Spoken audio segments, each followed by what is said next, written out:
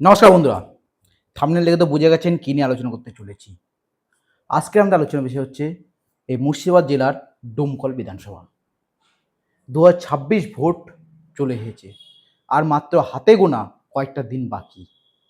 সেই জায়গায় দাঁড়িয়ে এই মুর্শিদাবাদ জেলার ডোমকল কিন্তু একটা উল্লেখযোগ্য বিধানসভা হতে চলেছে ২০২৬ সালে। এই ২০২৬ এই ডোমকল থেকে কিন্তু এবার তৃণমূল কংগ্রেস ও সিপিআইএমের মধ্যে কিন্তু একটা হাড্ডাহাড্ডি লড়াই হতে চলেছে। আপনারা জানেন, যখন ২০২১-এ ভোট হয়েছিল, সেই সময় কিন্তু ডোমকল থেকে তৃণমূল কংগ্রেস জয়ী হয়েছিল এবং অপরদিকে বামপন্থী সংগঠনগুলোর সঙ্গে আইএসএফের জোট হয়েছিল এবং কংগ্রেসের জোট হয়েছিল। সেই জোট কিন্তু ডোমকলে দ্বিতীয় স্থান ছিল, একটা ভালো ভোট ছিল।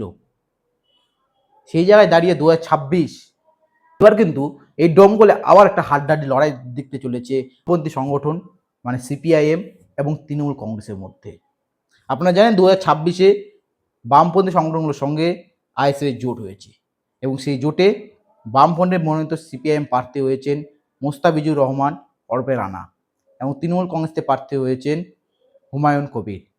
এই দুটি দলের মধ্যে কিন্তু ২০২৬-এ একটা হাড্ডাহাড্ডি লড়াই ভোট হতে চলেছে ডোমকলে এবং যা দেখা যাচ্ছে সমীক্ষা করে ডোমকল কিন্তু ২০২৬-এ তৃণমূল কংগ্রেসের কাছ থেকে কিন্তু একটু হলেও ছিনিয়ে নিতে চলেছে বামপন্থী সংগঠন বা সিপিএমের যে ক্যান্ডিডেট মোস্তাফিজুর রহমান, তিনি কিন্তু ২০২৬-এ এই মুহূর্তে একটু হলেও কিন্তু অনেকটাই এগিয়ে রয়েছে তৃণমূল কংগ্রেসের কাছ থেকে।